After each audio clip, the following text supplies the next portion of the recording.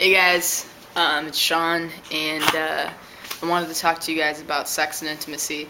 I'm a little late. I'm actually a little offbeat because I know they changed my day to Tuesdays. So I'm probably just gonna have to start making my videos on the weekend when I have access to the internet. Um, so when it comes to sex, um, it's kind of uncomfortable for me sometimes. When I was younger, I dated guys, and I had a couple boyfriends, and you know, I did experiment a little bit in that area, and it was really uncomfortable because I always wanted to be dominant, and I always wanted to take control and to be the guy, and to be the guy, just move like a guy, and I don't know, take this, like, I don't know, just have the lead role. And I mean, you don't have to be a male to do that, but I always just envisioned that I had a penis and that I had a flat chest, and yeah. So dating guys, that was really hard. I mean, I think it's hard enough when you just identify as being gay and you're not attracted to that sex. So not to be turned on, but also to be so incredibly turned off, and to be so just dysphoric and uncomfortable, and having to be, I guess, putting yourself in a situation just to please others. But yeah, so there was that. Later on, when I did start dating girls and I started having relationships and being intimate and whatnot,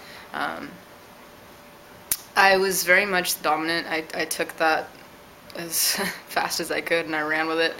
And you know, my partners didn't know it at the time, but I had always pretended that I had a penis when I was having sex. I didn't tell them that because I thought that meant that I was really weird, and I didn't want to make them uncomfortable, and I didn't want to make myself uncomfortable because I wasn't ready to accept that about myself. And yeah, and even in my first couple relationships, I was pretty much silent about how I felt about my body and how I perceived myself, especially with my chest. I mean, I really had to play like a mental blocking game with myself in order to enjoy myself, and almost just ignore it pretty much. That was really the only way I can do it, because, you know, I would get compliments all the time about, you have a nice chest, or you have a nice body, whatnot, blah, blah, blah. You know, they would compliment all these feminine features that I had, and I really didn't like it. I mean, I liked being complimented and whatnot, but what I was being complimented on was kind of a killer for me.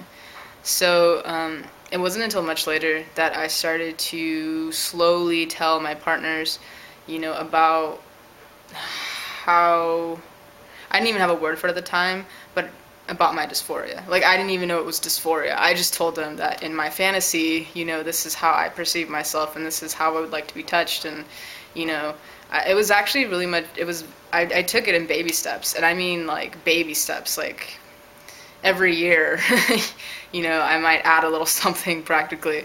Like, first I told my partner that I just didn't like them talking about my chest, and then it led up to, well, I don't like them touching my chest in a certain way, which led up to, you know, I don't like being touched the way you would touch a female as a whole, you know, upstairs or downstairs. And eventually, as I got more comfortable, I finally told my most current partner that, hey, you know, I think in my head I have a penis when I'm having sex with you, and, you know, that's what makes me comfortable, and that's what would make me happiest, if you would fulfill that fantasy, and if you would allow me to fulfill that fantasy with you. So that's kind of how that went about. It was a really slow process. What kept me from, you know, being more open and communicating was just the simple fact that I thought I was just weird, and I didn't want to be embarrassed, because I'm easily embarrassed. And I think, if anything, the best advice I could give you guys is to communicate, because I mean, you can take it as slow as you want or as fast as you want, but ultimately, when you really think about, you know, sex and intimacy, the person that you're with, if they really dig you and they really want to make you happy, regardless of how casual or how serious it is, they don't want to make you uncomfortable. They want to please you. They want to pleasure you. They want,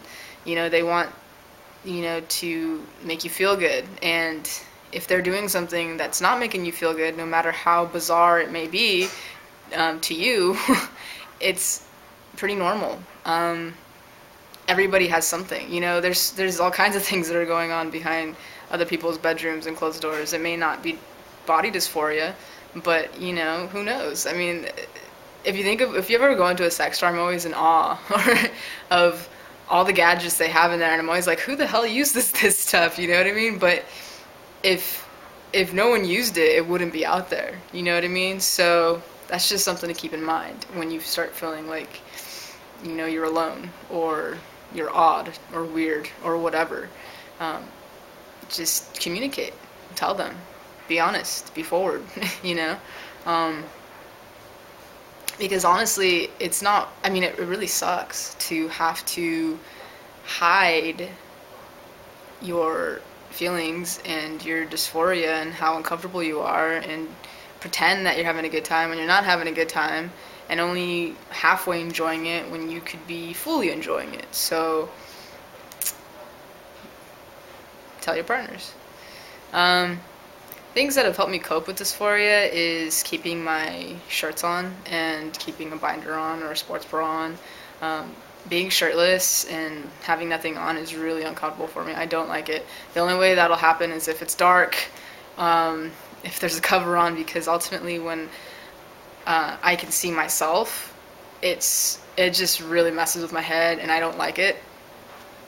And on top of that, I hate that my partner can see it. So they may not mind because, they like female bodies, or like my girlfriend, she's bisexual, so she likes both sexes, enjoys both bodies. But for me, I can't stand it. So I keep my shirt on or whatever. And I also like to keep my shorts on, or my trunks, or, underwear or whatever. That really helps with my dysphoria too.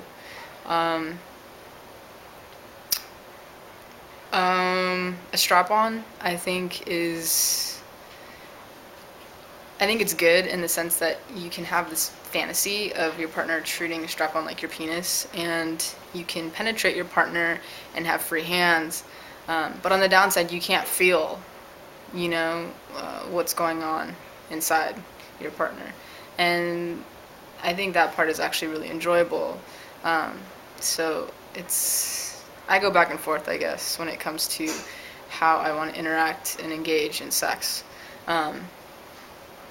It just depends on my mood, and honestly, right now, it's more of a struggle, the whole dysphoria thing, because the more I'm getting closer to wanting to look like a guy, feel like a guy, and be seen as a guy, the more I'm more comfortable with expressing, things that I don't like, and it kind of frustrates my partner sometimes, and I can imagine that it frustrated a lot of my old partners when I wasn't in the mood for something, or I didn't like them touching me in a certain way, you know what I mean? And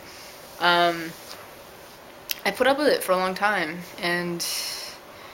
or I endured it, really. I mean, who wants to be with someone that says, oh yes, I endured, that portion of our intimacy? It sucks. So that's how I deal with dysphoria. And get with somebody that you're comfortable with. Get with somebody that likes the inner you, or likes both sexes, or likes trannies, or transgendered people, or whatever.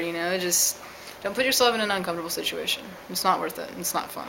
So, till next week, I guess.